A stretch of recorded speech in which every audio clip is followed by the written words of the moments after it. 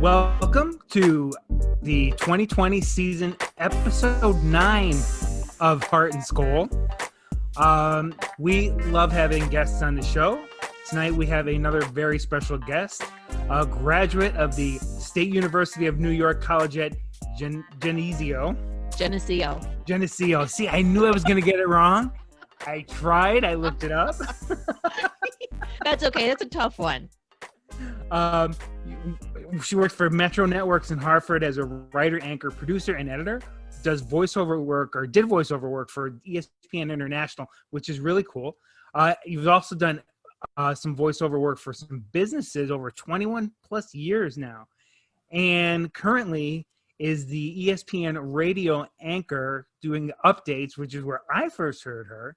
Awesome. She also has a WordPress page where she shares some of these incredible baked good recipes. You've got to look these up if you're a baker. Even if you're not, you can become one.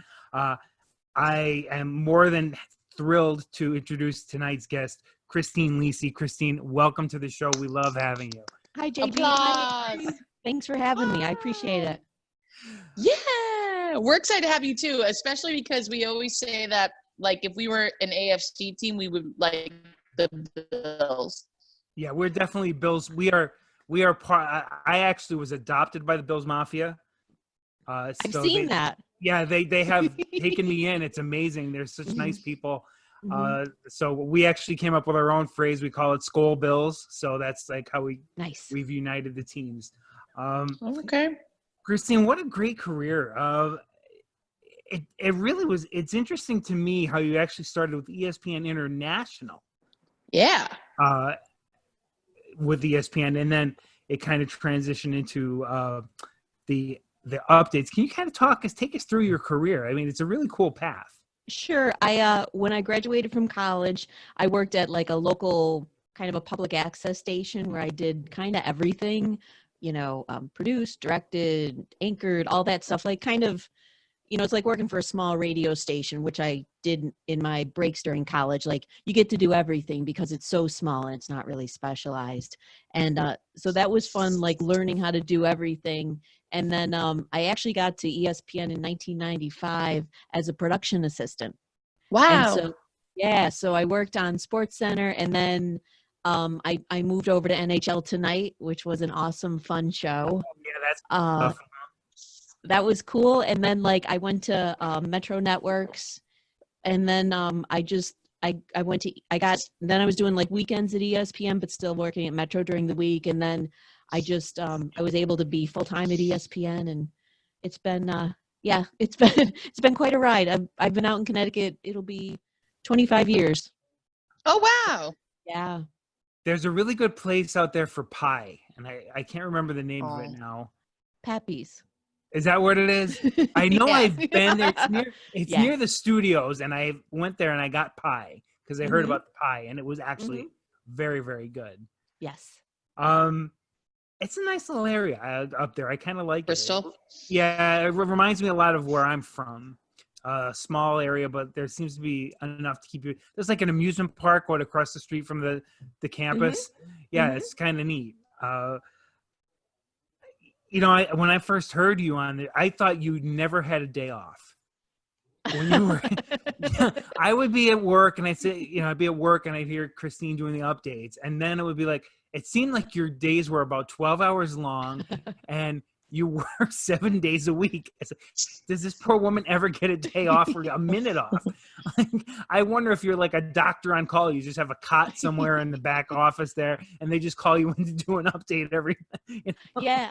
I've never slept there, but I do. Some of my co-anchors have slept there, because of the turnaround and stuff. But I always have my phone on, always with me, and if somebody needs something, I can run home and record or do something. So, but it's not a bad gig, right? No, it's not a bad gig at all. It's actually really cool. Like I said, I heard you doing it. I said, I kind of want to know this person. I said, she's got like a really key role with this radio show like that. The SportsCenter updates are always so important, and I think the update people don't get enough credit. But now I hear you're starting to get that credit. I hear they are giving you the credit as it is due. And I know that Marty McGee, don't you feed them pretty well too? You bring treats in. I do for the crew. Marty and Ryan are not in Bristol. They're That's right. down. Yeah, they're down south. They're down south. That's right. But when Marty came into when he was doing the book tour, and Marty Smith. He asked me to make lemon bars. So I made him lemon bars that day. So, and he doesn't look like he eats sweets at all. Like he is so thin and in shape. And, yeah, there's nothing to Marty. Yeah, Marty, he's really fit. Yes. Yeah, I love, because I know I've heard them talk, and everybody's now. Your baking is getting a lot of recognition on air too now, which is really cool. I just love it, and I'm glad to see you getting recognition because you do such a good job, and you're such a well-rounded person too. Because this baking stuff, I just kind of started to follow last couple of years. I didn't even know about it, and then it's like, wow, look at the stuff she makes. That's incredible. Awesome. So I just think it's your career is actually really cool, and the things you do are really cool. I know AMarie probably has a couple of questions for you, so I'm going to let her step in and ask her questions. I have a couple, and we have listener questions too for later on. So everybody wants to know about Christine Lisi, and we're going to give them all we can. AMarie, what do you got? Okay, I got a couple. Yeah, so what we've been doing during season 2, 1, the lack of sports, but 2, we've been having guests on. We didn't have our first season during football season last year. And so this is more about like JB and I asking you questions, and then we call them our Skol Patrol is going to ask you questions towards the end of our pod. I just want to say my first I got to work with Marty Smith last June because I was hired for my first commercial. I was a script supervisor. I was kind of like in charge. I'm a stand-up comedian in New York City, and I was in charge of like making Marty and Herbie and all the ESPN guys like funny on a College Game Day commercial for Eckrich Meats. And so I will agree with you. He does not look like he eats Eckrich Meats or baked goods. No. But I want to tell you something. He is just like, I just got to give a shout out to Marty. I can't wait to tell him that I spoke with you because he was the easiest. Like he was naturally funny and just like so engaging and just like gave me so much good advice for someone who wants to work in sports media. So of course you two great people are connected. So that's fun though. I had to work with him last summer and he was great. But anyways, so my question to you is, how has it been during I don't know, the whole time you've had a very long resume I don't know if we've ever had a pandemic before this, but how was it not going through a pandemic and losing all sports for you? Like, I'm just curious, like, how does that work in sports when sports disappears as in your job and your position? It's really weird. We anchors actually have been home, because, they want to, in a lot of states, they wanted to get more people off campus. They want to make sure everybody stays safe. And I can't applaud ESPN and Walt Disney Corporation enough for taking care of everybody, making sure everybody's safe. Like, I've been in a couple of times to do a couple of different things, and like, everybody's wearing a mask and there's cleaning stuff everywhere, and they've just taken such good care of us. I have to say, like, the company's been wonderful in taking care of everybody. I believe we're going to be back on the 6th doing updates full time, so I'm excited about that. Excited. Great. I'm so excited. I know. It's been weird. It's like my husband and I was like, I've never watched so much old sports in my life. Right? You're digging up every game you could find from the past. If I see Oilers Flyers from 1985 one more time, I'm going to lose it. But like, that's what we're watching. We're watching the Yes Network, we're watching NHL Network, and like just trying to find stuff. We watch like, you guys might do this too. Like, I don't know about where you're like what kind of programming you are, but like Yes has like the Yankees Network has a bunch of programs, kind of like, it's like a Zoom call, right? Yeah. Like they interview people. NHL Network does a great one with PK Subban. I don't know if you guys have caught that. It's really, really funny. Even if you're not a hockey fan, it's really, really funny. Like they do trivia and just trying to find stuff to watch because the news can be so overwhelming. Like you want to be informed, to say the least. Overwhelming. So yeah, that's so great. I have 3 questions for you if you don't mind, and then I'll ask you the 2 easy ones than the hard one. No, well, we're both, tough. We have awesome fan bases, but it's a lot of heartbreaks. Oh yeah. I as a woman working in social, I've only been working in sports media the last like year and a half, and I just was wondering what's your biggest advice you could give to me as someone. I know it's probably changed a lot since you entered. I think it's gotten more progressive, but what do you think is your number one advice you could give to me as a woman who's trying to become a TV personality in for sports? I just want to like try to know, I wouldn't even say this like for anybody really, like just try to become as knowledgeable in as many sports as you can. Like, even though like football is obviously a big favorite of yours, like learn about the other sports too and trends and I think writing is really important. Being able to write well and concise. I'm just trying to think like, yeah, I mean, you have a good personality and that shines through. So that's really important. Like be yourself. And I think that's about it. Like the writing, especially, and just, writing, and also like, practice anchoring or whatever you want to do, like practice that at home, like in a recorder and listen back to yourself and see cause you might think what you're saying is like how you want to say or how you want to talk or whatever. But like sometimes when you listen back like that, you'll be like, oh, I didn't realize I said it that way. I think I want to say it this way, or kind of do it that way, if that makes any sense. No, I love that. And thank you so much. I've gotten so many good answers this season, and I just love it so much. Thank you so much. I appreciate it. Sure. I get so excited. Okay. And I'm sorry. I have to ask you this because I just know if my team, our team, JB, I just, my team has not been to a Super Bowl in my lifetime. And because you're a Bills fan.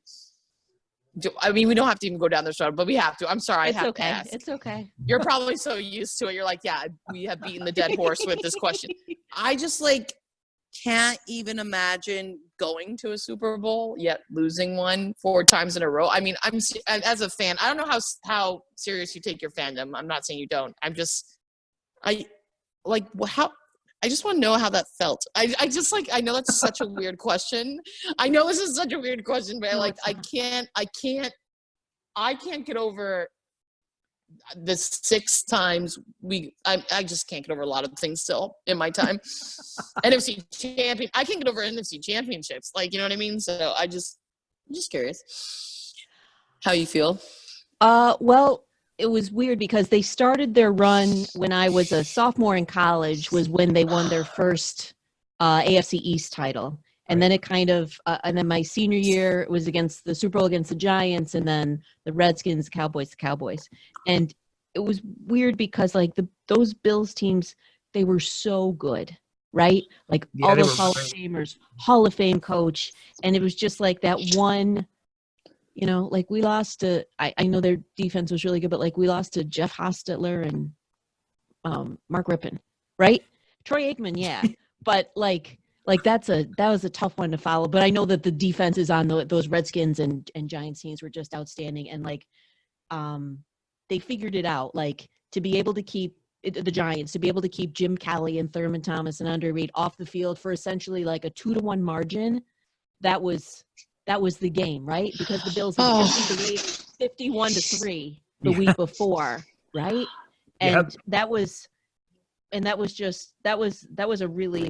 really tough one. And it was funny because if you fast forward just real quick, my friend who's a Giants fan, my friend Mark, before the first Super Bowl against the Giants Patriots, he called me and he was really nervous. I was like, all you got to do is what you did to us in 1991. And they did that. Yeah, right? They did do that. They did. Yeah, my dad said to be 17-10 or something like that, and Tom Brady's like 17-10, and it was something like that. So I'm sorry, JB, didn't mean to. No, my dad is a diehard Giants fan, so I mean, I remember being at the house for the Bills Super Bowl, and my dad was literally on his hands and knees as Norwood lined up to kick that field goal, and I'd never seen my dad do that before. And he was hands and knees on the floor. He's like, "Dad, what are you doing?" And I felt so bad for Scott Norwood. And I think, unless you have no heart, you have to feel bad for these guys. And then I can't get over it. It's 2020. I still can't. And I'm not even a Bills fan. It was so heartbreaking. And it was such a, that was a Super Bowl after a lot of stuff in the world had gone on. Right. So it was just Right. that made it even more memorable. And of course now the Vikings have had every kicker issue Oh my gosh. possible in the playoffs. So I can definitely relate to just. Well, that's the watching that kick 98. slide That's our right. our 98 team, though. It was one of the best teams ever in history, and just Yeah. it will still never make sense to me to this day. But you know what I mean? So like 4 times in a row, I could never I love you so much, and I'm sorry. I do have I to hope say, they make it up to you, Christine. I hope so. I'd probably be dead by then. But I have to say one thing about Scott Norwood, like that was, and I'm making excuses, whatever, but it was 47 yards. It was on grass. You know what I mean? That was Yeah. before guys were hitting like 52-yard field goals. And like, you know what I mean? It was way before, because now that's like nothing to hit a 47-yarder. But back then, people didn't do that. No, and you're right. It was people act as if that was a chip shot easy field Right. goal. It was Right. And I said, no, that, like you just said, 47 yards on grass outside. Yep. That's not an easy kick. Poor Scott, he took a lot of grief for something that a lot of guys would not have made. Yeah.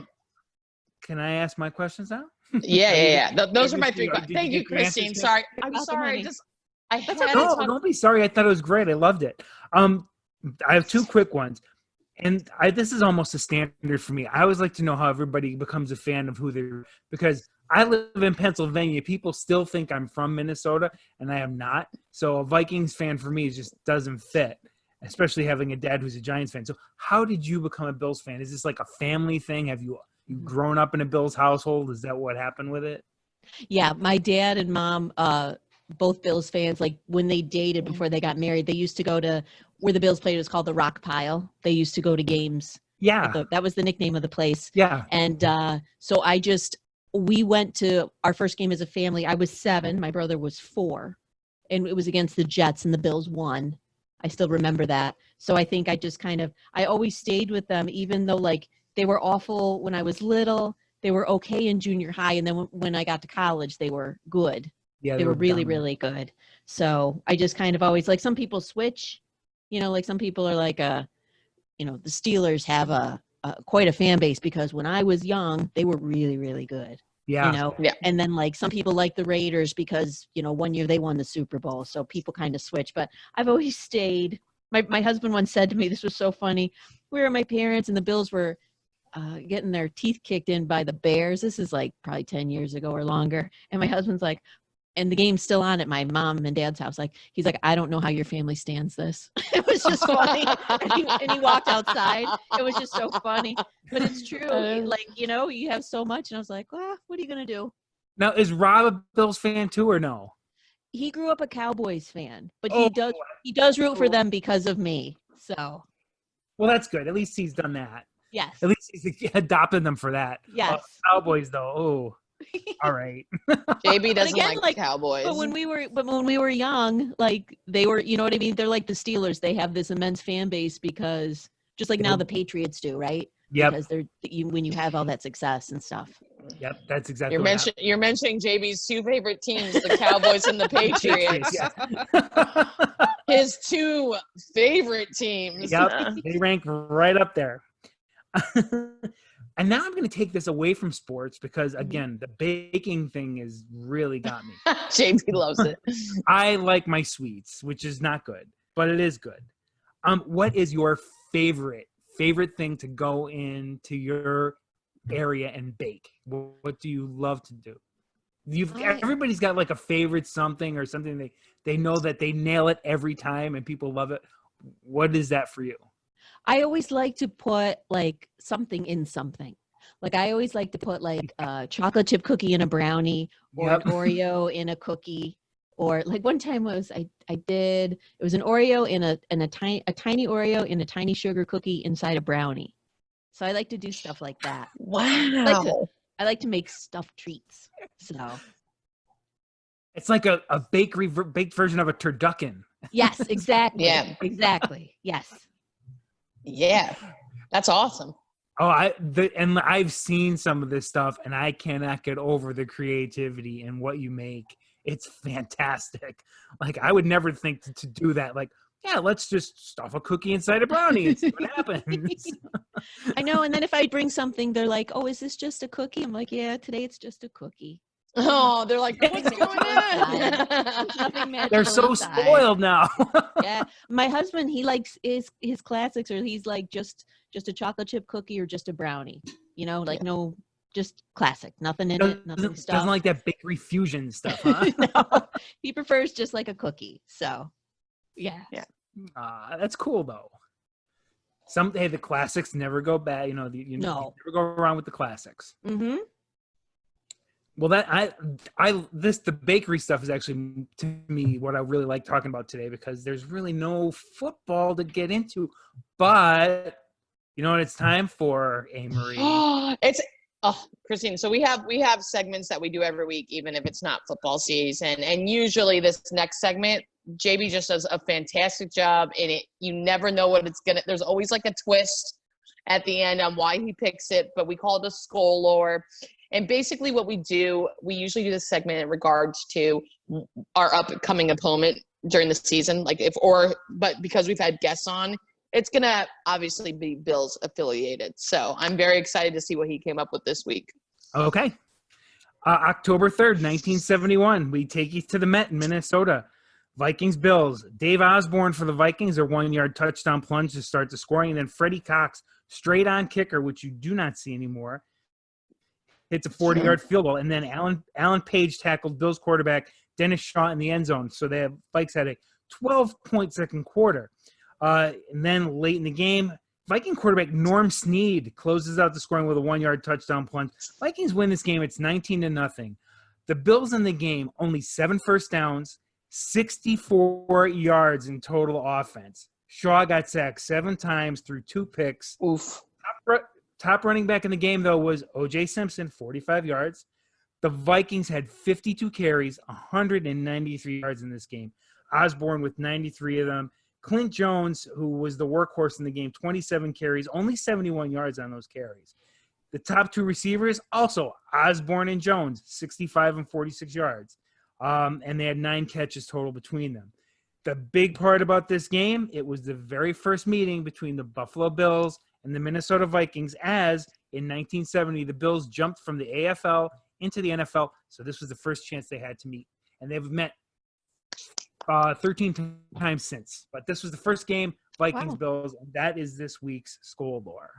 Wait, how many times did you say? We have played them 14 total times. I don't think we actually played them like the season before last, but that's another story. My favorite. Yeah, that was the Josh Allen leap over. Yeah, that was just Everson. Was it Everson? He went over the bar. No, Anthony Barr. Okay. And that was just like at halftime. I go, well, I just left and went home. I was like, this is not football. I'm going home. And I'm usually not that bad, but I was like, I can't watch this. But that was the game that indoctrinated me into the Bills Mafia. I got a lot of respect. Wait. Oh, because that's why you went up there. No. I got after that game. I went out on. Was in Minnesota. Yeah, I just went out on the internet. And I said, hey, it was a great game. The Bills played a great game, and there were a couple of fans that were like getting nasty from Vikings base, and I just said, "No, hey, hats off, you guys played a great game." And all of a sudden, all these Bills Mafia people just started to follow me, and I had all these friends now, and they're like, "Come on up, when are you gonna come and see a game with us and everything?" So, from there, a new friendship and a new fan was made. New made. Oh, that's awesome. Wait, that is awesome because I never knew the backstory. Like I knew you would if this was my AFC team, I would pick the Bills, but I never knew that was like oh God, I feel way different about that game than you do. People were so thrown off. That was so embarrassing. Oh my God. People were just so thrown off. Like, you're not salty over it. It's like, what am I going to get salty about? They came into our place, outplayed us. It was a heck of a play by Allen to go over the bar.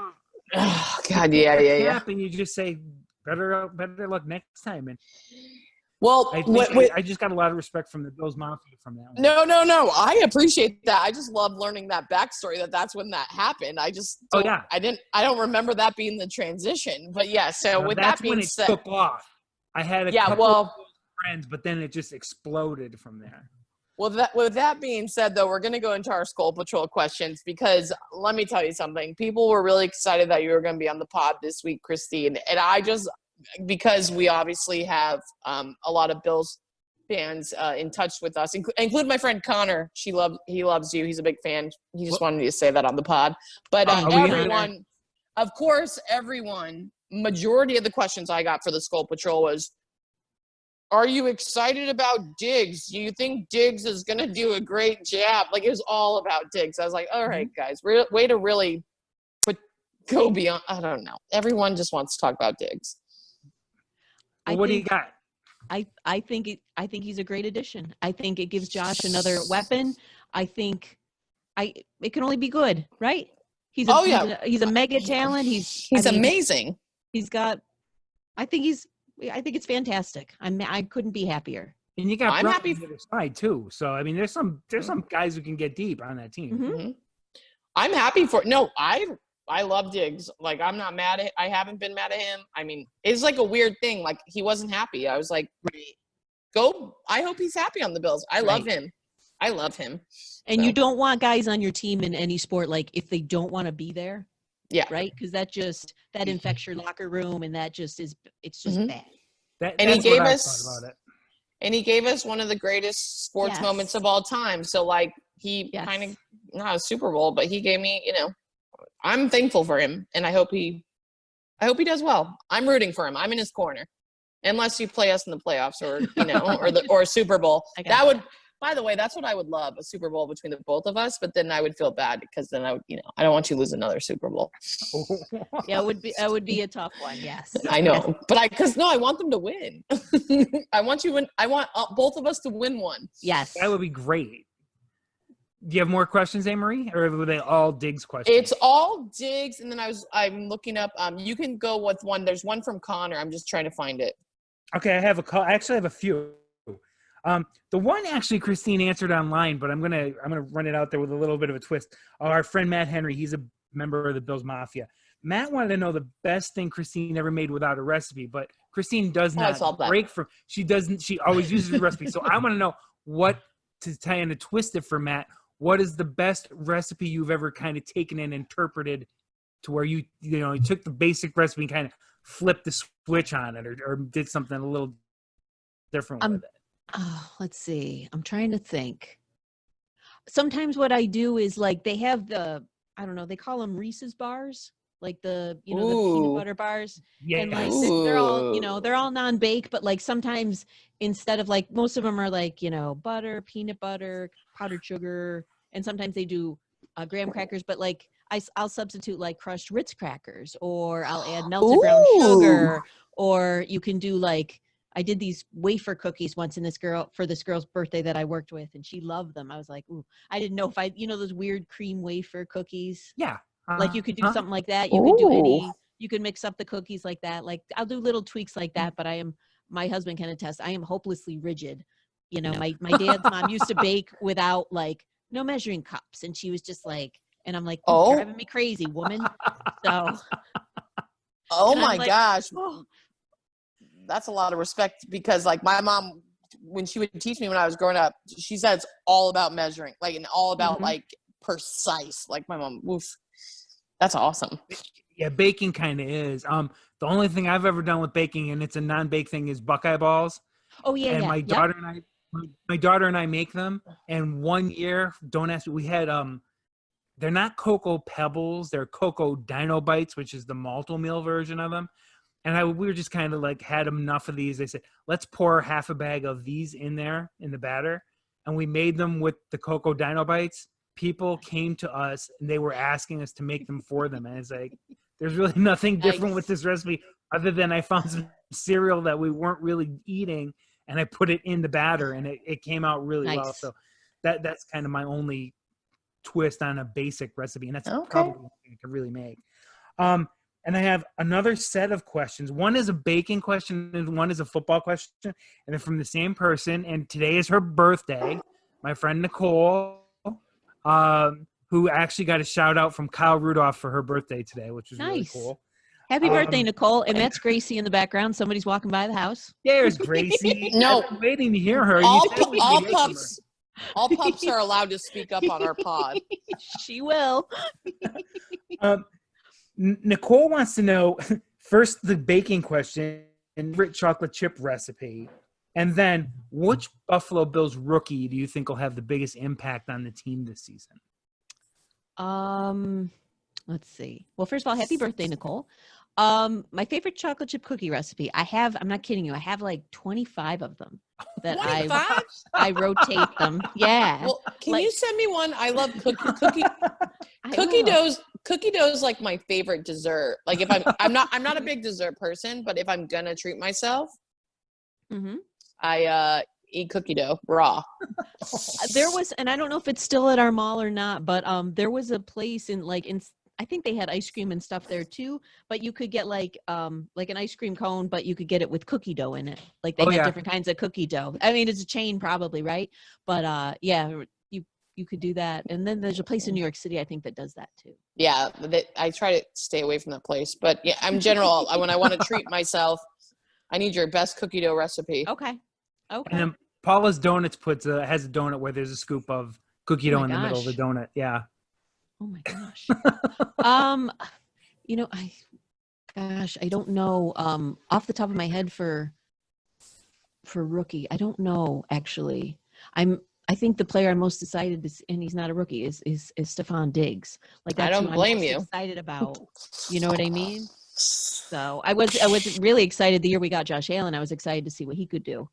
But that's hard now when it's not like a quarterback or a position player like that. You know what I mean? Yeah. But I think Stephon Diggs is the one I'm most excited about to see what he can do for us. I kind of like. I mean, he's a new addition to the team, and I kind of agree. And I was with you with Josh Allen when he got drafted by the Bills. I was one of those. Wow, that's a great pickup by the Bills. There were a lot of Bills fans that were like, "Why?" They were not big on him. I said, "No, he's more than just an arm. He's mobile. He actually a big kid. Yeah, he's a big kid, and he runs the ball very well. I think the one game I was there, he was the top rusher. I think he almost had 90-some yards the one night day I was up. I think that was against Miami for the finale last season. I think he led the team in rushing with 93, and that was the day Kyle Williams caught his only pass in the NFL, and I was there. Yeah, that was a great moment. Yeah. That was a great moment. I actually got to see his only NFL catch, which in person, Nice. Which is really neat. Those are my questions from the Skol Patrol. Do you have any more, AMarie? Oh, no, just primetime Connor, who's huge Bills Mafia. I forgot. I was looking for it because he sent me it a couple days ago. He says, why does the hashtag Skol fan base hate on Josh so much? And why is it? Because he leapt over a bar during the single most athletic play in NFL history. That Go was Bills. awesome. And he was like, go Bills. That was awesome. So I don't think it was a question. I think he just really wanted to say that to, the Heart and Skol podcast. No, I appreciate Connor, and I appreciate Bills fans. They're great people. Like I said, I met them all. Guess it's time for our questions for the panel then. Hi, AMarie. Yeah. Skol in session. Yeah. Do you want to ask first?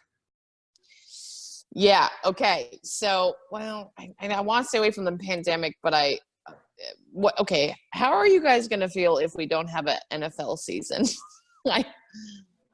Truly, I'm because people are like, well, they're not okay. How do you feel? How would you feel? Christine, you go first as the guest. I'm asking both of you. Yeah. I think it would be hard. I'm holding out hope because it's a little bit, we got a little bit more time. I'm hoping that we can, stem the tide here and people will pay attention to the medical professionals and do what you're supposed to do. I'm not thrilled with the aspect of letting individual teams decide whether or not there's fans in the stands, because I don't think that's helpful. But again, that's not my call. It would be weird. It would be so weird because this has been such a tough time. My husband and I are big hockey fans, and we love the NHL playoffs. They're so much fun to watch, and that's been a hard thing to miss. But football, I'm holding out hope. JB, what do you think? I'm the same way. I would love to see the game. Football is my favorite sport. My fiance and I are big Penguins fans. Nice. So we've missed the playoffs. You guys are so cute. So we have been missing the hockey playoffs as well. So I'm hoping to see some football. And I agree, Christine. I don't think we should let individual teams decide how the stadiums are filled. I think they've got to come up with some kind of protocol that they feel can work. And I think they can do it. It's not going to be what we're used to. It's not going to be a normal season. But baseball's not giving us a normal season either. We're getting a 60-game season. And if we see guys testing positive, who knows what's going to happen from there. So baseball, I mean, soccer's kind of been the guinea pig, but that's been out of the country. So baseball restarting in this country is really going to set the tone, I think, for what happens with sports going forward. I'm so excited. We've got to make sure we can figure out how to contain this disease to where we can still function and still have sports. And I mean, we're just getting back to having lives again. I got to eat in a restaurant for the first time like last weekend, and I hadn't done that in 3 months. So we're going on a slow, small scale, and now sports want to blow this up. And are we ready? I don't know that we're ready for it, but I'm sure that they're going to take all the precautions they feel are necessary and hope it works out. I would not like a fall winter without football, but at the same time, we've got to consider all the people involved with it and make sure that they are healthy and they get through it. It's been tough for everybody. People are losing jobs over this, and it's not a good feel. But I think we'll come together as a nation, and we will get through it as we have gotten through so many other adverse times. But in terms of football, it would be great to get a season, but let's see what happens with baseball first. Yeah. Okay. I like it. Okay, my question is not nearly as deep. Okay, well, I know we usually okay, for Skol session we try to go beyond, like, but I just, I wanted to know what Christine thought. No, I think it's a great question. I think it was a very timely question. And now I'm going to have what I think is a timely question, but I'm going to lighten the mood a little bit. I want to know. Let me talk about Super Bowl losses and the pandemic. Next weekend is Independence Day. So what I want to know is, what was the best fireworks display both of you have ever seen in your lives, where you just sat there and, like, when it was over, you just were so blown away you remembered it for like months to go afterwards? Christine, You want me to go first? The guest. Yeah, always the guest. Always. Okay. I think for me, I remember we went with Rob and I went with my college roommate and her husband to Disney World probably 6 years ago now, and I think we stayed. Oh gosh, it might have been the ones at Epcot Center, and we stayed for the fireworks that night, and they were incredible. Although my best friend from college told me we should have gone to the Magic Kingdom because those are even better. But the ones at Epcot were outstanding. They were beautiful. They were beautiful. That's one of my favorite shows, and they're changing that show. This is my other thing that I talk about. Ask AMarie. When you bring up Disney, it's real hard to get me to stop. Yeah, that's one of my favorite shows. He loves him some Disney. Wishes at Disney World was mind-blowing. It's not there anymore. They changed that show, and my daughter worked there for 6 weeks, and she said the new show was nice, but she missed Wishes. So any of their shows are great choices. I don't think you can go wrong watching one of them. AMarie, what's your favorite one that you ever saw? Okay, so I live in New York City. So 4th of July in New York is such an interesting time because the city dies in the summer. Like, everyone leaves New York. Like, the city is so weird. It's like a pandemic. Like, everyone just leaves, comes out to the Hamptons or the shore or the whatever. It's not a summer town. And so the first year I lived in New York, I was just hustling with day jobs, and I was bartending, and there was no one in the bar, like no one. And I worked, they rotate the fireworks on 4th of July on the East River and then the Hudson.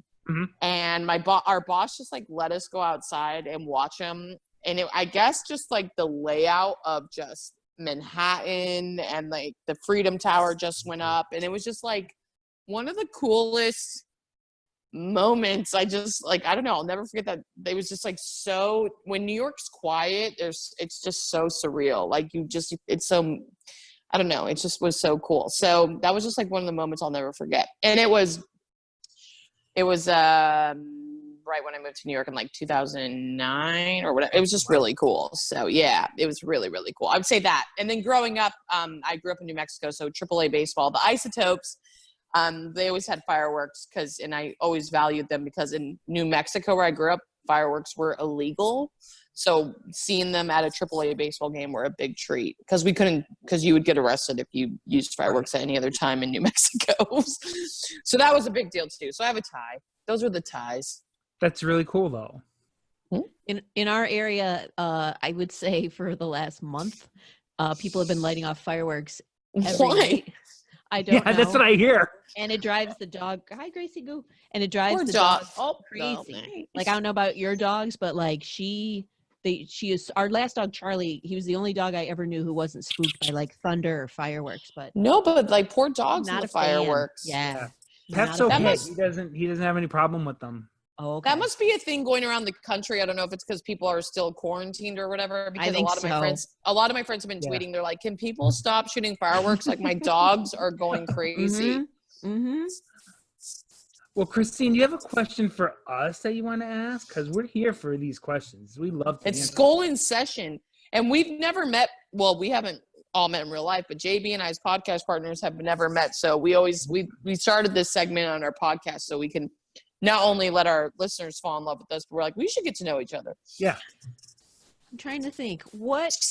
So like football's obviously your number one sport. JB is hockey your second? What is your second favorite sport? Yeah, it's funny. I worked in baseball for 10 years for AAA baseball. Mm-hmm. And the Yankees, did you work for the Yankees affiliate? I did. I worked for the Yankees affiliate. And I met some great people, but hockey really is my second favorite sport. And I think it's because I worked in baseball for 10 years. I hate to say got sick of it, but it was the working in it. I mean, I worked the longest game in the team's 20 innings, 5 hours and 38 minutes, and the longest 9-inning game in team history. Like I was there for both of them, and I didn't want to be there. After the 20-inning game, it was comical at one point. God bless. And that was the night when our radio guy was working solo. He didn't have anybody with him. Oh. It was the backup radio guy he was the sidekick, did the whole game by himself. By the 16th inning, he was bringing people walking in the halls between innings just to talk. It was hysterically funny. So it's hockey, and I started late with hockey. Me too. When we got a team here, we got the Penguins AHL affiliate is here. It's only 20 minutes from me. I fell in love with it when I went to my first couple of games, and it's just a great sport. And now with the way televisions have been upgraded, where they're bigger screens and the high definition, panned as you can't watch it on TV. Let me tell you, you can watch hockey on TV now. It's beautiful. Yeah, it's a great game. So hockey's my second favorite sport. Absolutely. What about you, AMarie? Is it hockey or? Yeah, well, listen, I do love me some hockey, and I'm the same way with JB. I was a late starter with hockey because when I moved to New York, and it's weird because like I'm half Minnesotan and from North Dakota. I mean, I'm from big hockey places. Just my mom raised me to be like a diehard sports fanatic, but didn't raise me in hockey. So I fell in love with hockey when I moved to New York. But besides that, I was a big time basketball player my whole life. So actually basketball I know it sounds weird, but I live for football, but basketball like has my heart though. Like is my, I grew up being a big time basketball player, was recruited, and it'll always be my first love. So, Well, yeah, you play then. That makes sense. Yeah. Yeah. Hoops. But I love hockey. I'm falling more and more in love with it too. Great sport. Most fun sport to go live. Like I went for the first time when I moved to New York, I went to all the sporting events and I was like, this is the best sport ever. Yeah, it's awesome, isn't it? Yeah. I've never been to a playoff game, but that seems like the intensity, like if you take what you see on TV, like to be at a hockey playoff game, that must be just incredible. And I like some of the some of the like some of the teams, like I know in Buffalo and I think the Penguins do this too. You have to have the room for it when the team is on the road, or maybe the team is on the road, but they're playing the game outside for fans, like who couldn't get into the game. Yeah, when I they put it on the love big watching screen. that too. Yeah, they do it's Toronto great. too, I think. So that's always really cool too. So Yeah, that was a great question. Can I ask another one? Of This course. is really a sports question, but what do you think about athletes, like so many times they're like, people say stick to sports, and they're not doing that anymore. What do you think of that? I like it, even if I don't agree with what they have to say, or if I do, like I like people standing for something. What do you think? Ooh. Like, people are like, oh, just stick to sports, but like other people don't. Like, if you're a teacher, you probably weigh in on stuff, or if you're a lawyer, you probably weigh in on. Don't say, oh, stick to teaching, stick to being a lawyer. I actually have a really good, I actually love this question, Christine. This is a really good question. And I will say I did love this. Okay. So I don't like when people say stick to sports, or there's a stigma or a stereotype behind being an athlete, or like in a person who's a sports fanatic, because, it's silly. But on Twitter, I can't wait to like share this on a clip to promote this, but this lady tweeted, this Viking fan, like, said, I'm so sick of these millionaire athletes having an opinion about what's going on in the world or what we should do with sports. Just stick to playing the game you play, you silly athlete. And I was like, there's so much more to sports than the actual sport. And as growing up as an athlete, like, sports, I think the reason why I value sports so much is because it shaped me as a human being and taught me life skills that nothing else has given me. I mean, I think education is very important, but I'm saying sports shaped me as a human being. And a lot of these athletes overcame a lot in their life and had to be educated.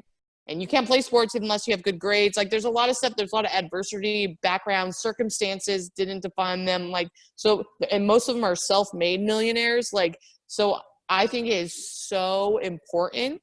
And a lot of people look up to athletes.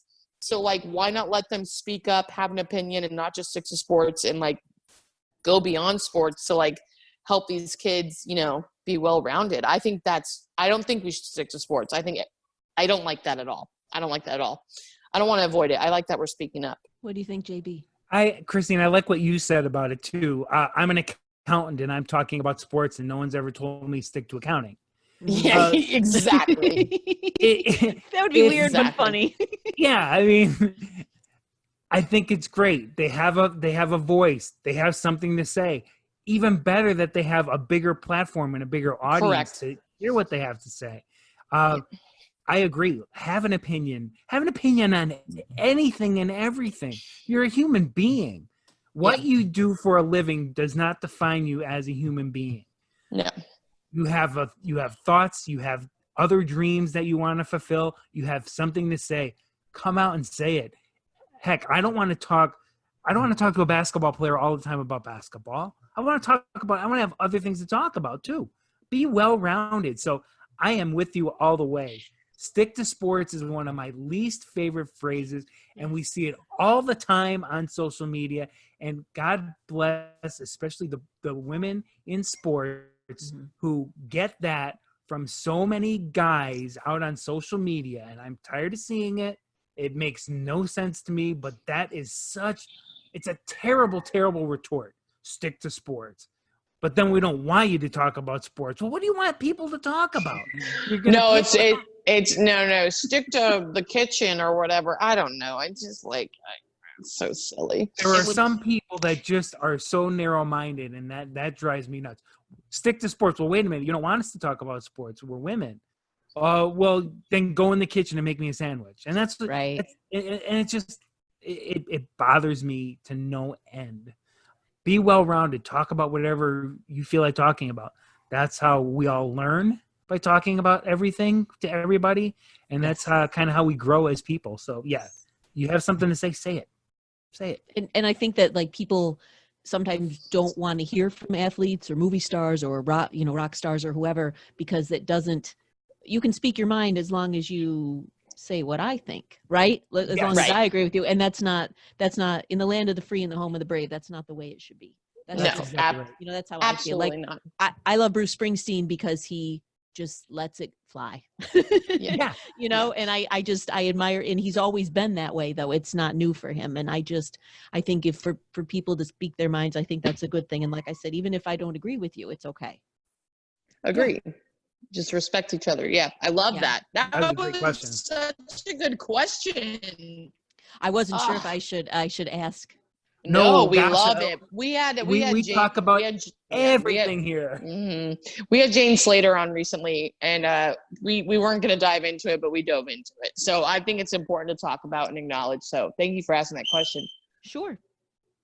Mm-hmm. I think we're getting ready to wrap it up. Okay. Christine, this is our segment. We close out and we call it D End, in a tribute to my fiance because her name is Dee. So this is the portion of the show when we all just, if you have anything you want to promote, upcoming projects you got, promote your blog for the bakery items because it is fantastic stuff. The floor is yours. Well, my blog is bakerchristinelisi.wordpress.com. And then I have a podcast that I don't do often enough because I just don't think about it. It's called The Bake Boss. But I think if you search Christine Lisi on Podbean, you should be able to find it. But I got to get better at that. And then I used to do videos too, but I have a YouTube channel, but I haven't done videos in a while. It's hard to find time. And like when I started them, Charlie was old. Our last dog, he was older, so he didn't kind of he just kind of stayed, did his own thing. But our little Beelzebub here, she probably would be like right there. She has a sweet tooth. That's why she's 85 pounds. But so that's, she's a lab too. So she's a big girl. She's a sweetheart though. Yes, she is. Just like Pep. Pep is so sweet. Mine's just a guest. I'm just babysitting a puppy, which that's the best thing to babysit. a cute new puppy. Yes. That's so awesome. I can't wait to check out more of your stuff. And you got to send me a cookie dough recipe. I gotta do that. What you got, AMarie? I know you got a lot coming up. I got a lot going on. I'm very excited. Okay, so I have a new Minnesota Vikings series. It's just going to be playing throughout the summer on the Hot Mic app. Hot Mic is the app I sports broadcast for, but of course we haven't had sports, so we're limited. So they're letting us stream our own shows. And basically this young blogger named Deshaun Vaughn, he's like 22. He's so great. He just wanted to do a little project to get us through this pandemic until football comes back. So we're basically breaking down the Minnesota Vikings team position by position, player by player. It's a lot of fun.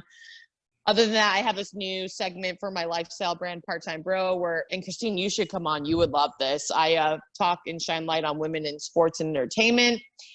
And I try to get women to support one another. It's all on my YouTube. And I will be performing here in an hour on Instagram Live because us stand-up comedians won't have a stage anytime soon.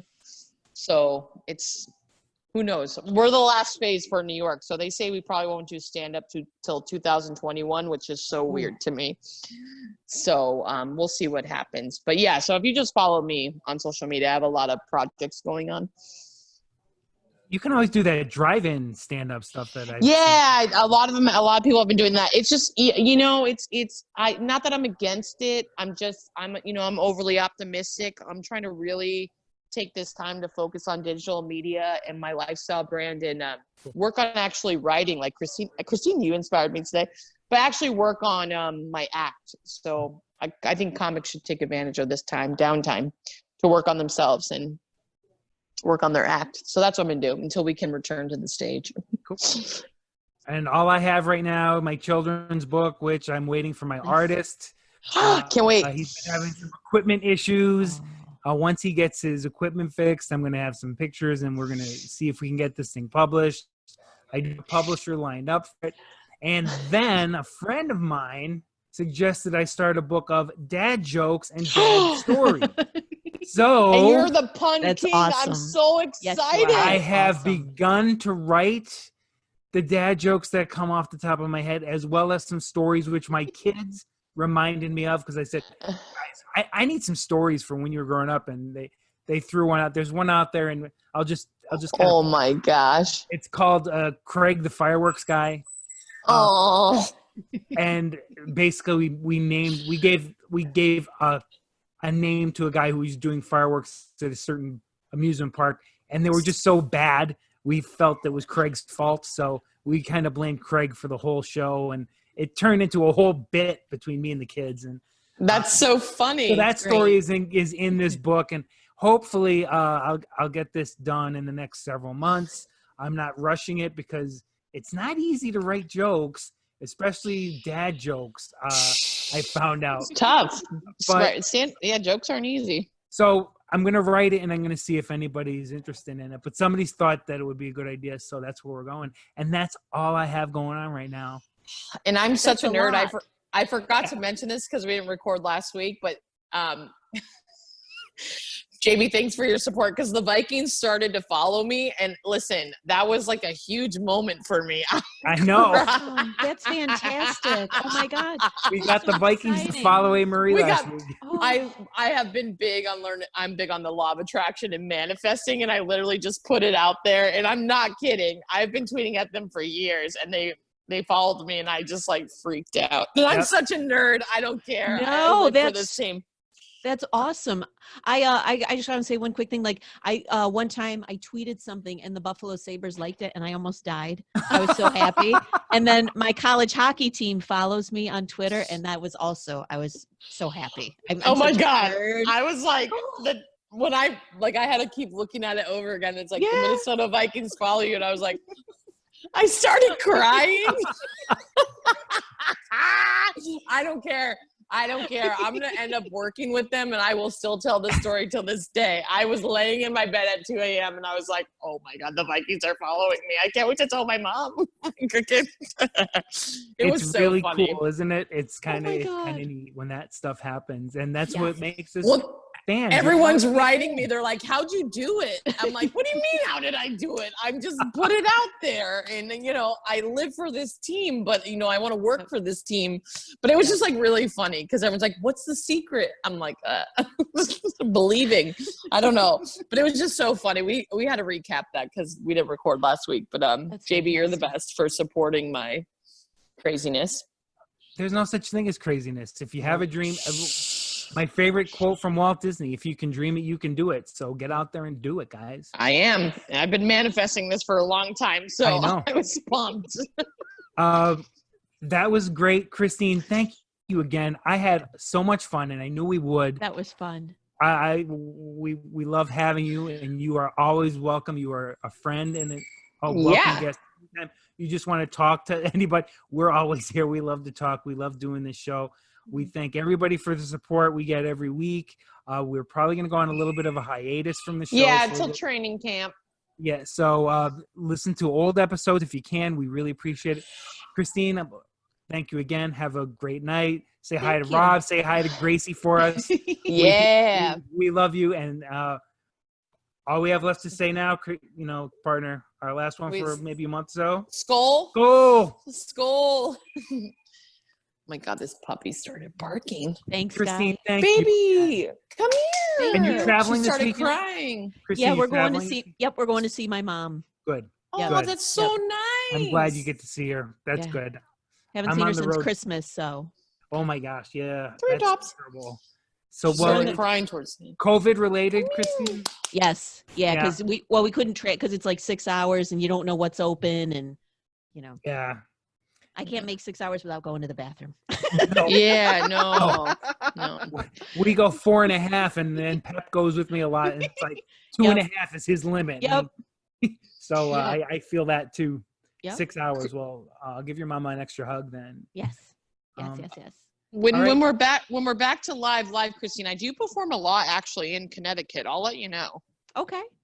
That sounds great. Yeah. If you like stand-up comedy, some people don't. I do. don't know. People get weird about. They're like, I don't know. I mean, people that don't like it, I don't understand, but I get it. I No. loved Eddie Murphy when he was like in his heyday. Like I thought his Oh, stand-up yeah. was Oh, really good. yeah, he did Best. great stuff. He was really He's good. the best. And I heard Jon Stewart's good, but I've never seen him. And then like when I was young, I know it's not like Bill Cosby was really good. Like, in the of 80s, course he was. 70s, Of course really, he really was. good. I've seen Sebastian Maniscalco, and I think he's excellent. Mhm. And I like John Mulaney, I think is really hysterical. Oh yeah. Yeah. And Jim Gaffigan's coming here. Yeah, he's doing a drive-in next month. show. He's doing a drive-in show. So he's another one I like. I've always liked stand-up. I've seen some really Well, good that's your dad jokes right there. He's good inspiration for your book. He's so wonderful. I've performed with him. He's very nice. And JB and I were actually supposed to meet because I was going to perform in JB's town, but then COVID happened. So literally hopefully we can all meet one day. And Christine, you'll have to come back on.